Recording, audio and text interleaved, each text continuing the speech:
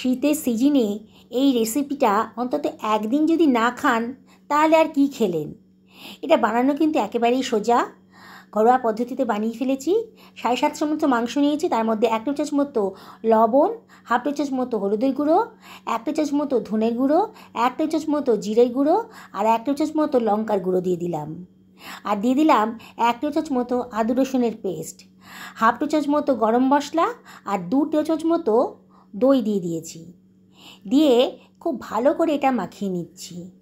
খুব ভালো করে হাত দিয়ে ঘষে ঘষে মশলাগুলোর সাথে মাংসটাকে ভালো করে মাখিয়ে নিতে হবে।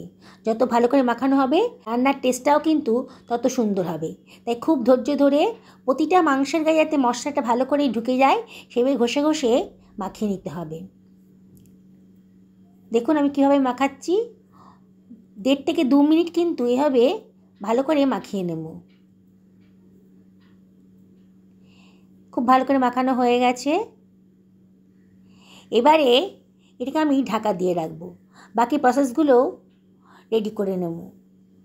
ঢাকা দিয়ে রাখলাম 15 থেকে 20 মিনিটের জন্য। আপনার হাতে সময় থাকলে 1 ঘন্টা ঢাকা দিয়ে রাখবেন। কড়াইটা বেশ গরম হয়ে গেছে যখন 2 টেবিল চামচ মতো সর্ষের তেল নিয়ে নিলাম। আর এই ফুলকপিগুলোকে আমি খুব বেশি বড়ও না খুব বেশি ছোটও না, মাঝারি সাইজ করে কেটে নিয়েছি আর জল দিয়ে একটু ভাপিয়ে নিয়েছি। এবার হলুদ আর নুন মাখিয়ে এটাকে আমি ভেজে নেব।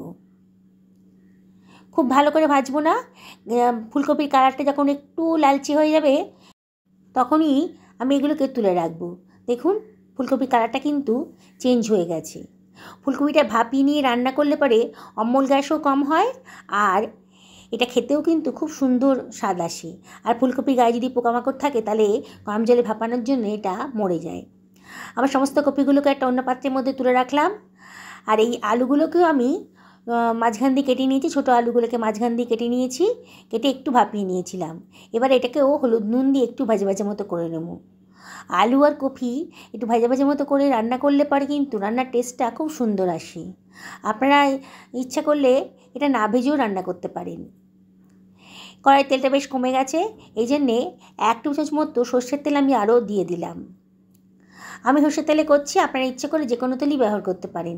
এর মধ্যে দিয়ে দিলাম গোটা গরম মশলা আর 1/2 টেবিল চামচ মতো গোটা জিরে। একটু ফ্রাই হয়ে করে নিচ্ছি। বেশ সুঘ্রাণটা গন্ধ বেরিয়ে গেছে যখন, তখন একটা মাঝারি সাইজের পেঁয়াজ কুচি করে রেখেছিলাম, গ্রেট করে রেখেছিলাম, সেটা দিয়ে দিলাম। দিয়ে একটু নাড়াচাড়া করে নিচ্ছি।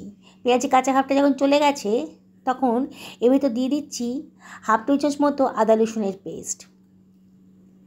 আর দিয়ে দেব 1 টেবিল চামচ মতো হলুদের গুঁড়ো, 1 টেবিল চামচ মতো ধনের গুঁড়ো, 1 টেবিল চামচ মতো জিরের গুঁড়ো আর 1 টেবিল চামচ মতো লঙ্কার গুঁড়ো। আর দিয়ে দিলাম 1 টেবিল চামচ মতো লবণ। এবার সামান্য একটু জল দিয়ে মশলাটাকে ভালো করে কষিয়ে নেব। গ্যাসের ফ্লেমটা এখন হাইতেই রেখেছি, অনবরত কিন্তু নাড়তে হবে। খুব ভালো করে মশলাটা কষিয়ে নিতে হবে। যত ভালো করে মশলা কষাবেন রান্নার টেস্ট কিন্তু তত সুন্দর আসবে। দেখুন মশলা গাদায় কিন্তু তেল বেরিয়ে এসছে, বেশ ভালো করে কষানো হয়ে গেছে। এখন আমি এর ভেতর দিয়ে দেবো 2 টেবিল চামচ মতো দই, একটু জল দিয়ে গুলে রেখেছিলাম, ভালো করে ফেটিয়ে নিয়ে সেটাকে আমি দিয়ে দিলাম। আর দিয়ে দিচ্ছি একটা বড় সাইজের টমেটো কুচি। এবারে সব কিছু ভালো করে মিশিয়ে নিচ্ছি। একটু নাড়াচাড়া করে এই 1/2 মিনিট মতো নাড়াচাড়া করেই এর ভেতরে আমি আমার ম্যারিনেট করা চিকেনটা আমি দিয়ে দিচ্ছি। প্রায় 20 মিনিট মতো হয়ে গেছে ম্যারিনেট করে রেখেছিলাম। এবারে আমি সব কিছু ভালো করে মিশিয়ে নিচ্ছি। রান্নাটা খুবই টেস্টি, এত টেস্টি রান্না যেটা খাওয়ার পর আপনাদের মনে হবে যে হোটেলের খাবার খাচ্ছেন। শীতের সিজনে এখন প্রচুর ফুলকপি উঠেছে বাজারে। এই সময় ফুলকপি নানান রেসিপিতে করেছেন, তাই চিকেন দিয়ে একদিন করে নিন। এটা ঢাকা দিয়ে রাখলাম 10 থেকে 12 মিনিটের জন্যে। দেখুন আমার মাংসে গাদায় কিন্তু অনেকটা জল বেরিয়ে এসছে আর মাংসটাও কিন্তু বেশ অনেকটা নরম হয়ে গেছে, বেশ ভালো করে কষানো হয়ে গেছে। আমি কিন্তু এখনও জল দিইনি মাংসে। এবারে একটু নাড়াচাড়া করে দিচ্ছি। এবারে আমি দিয়ে দেব ভেজে রাখা আলুগুলো। আলুগুলো একটু শক্ত হয় তাই এটা দিয়ে দিলাম, কপিটা পরে দেব। আবারও সব কিছু ভালো করে মিশিয়ে নিচ্ছি, একটু নাড়াচাড়া করে দিচ্ছি। ওলট পালট করে দিলাম সব কিছু দিয়ে। এবার এটাকে আমি ঢাকা দিয়ে রাখবো, 3-4 মিনিটের জন্য ঢাকা দিয়ে রাখবো।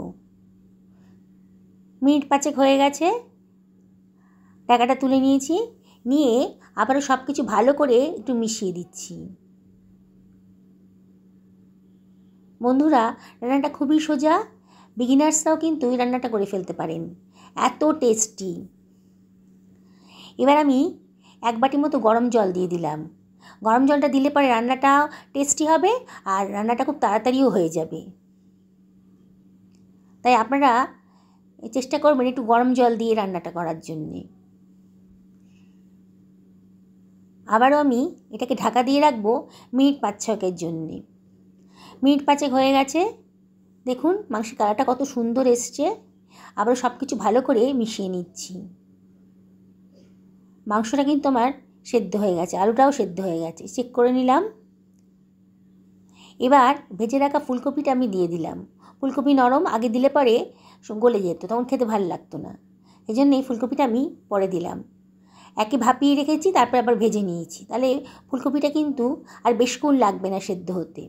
তাই সব কিছু ভালো করে মিশিয়ে দিয়েছি। সব কিছু ভালো করে মিশিয়ে দিয়ে এর ভেতরে আমি দিয়ে দেব 1 টেবিল চামচ মতো গরম মশলার গুঁড়ো, আর এর ভেতর দিয়ে দিচ্ছি বেশ খানিকটা ধনেপাতা কুচি। এখন বাজারে প্রচুর ধনেপাতা পাওয়া যায়, আর দিলে পরে কিন্তু রান্নার টেস্টটা খুব সুন্দর আসে। এবার আমি এটা ঢাকা দিয়ে রাখবো মিনিট 2-3 জন্যে, মিডিয়াম টু হাই ফ্লেমে।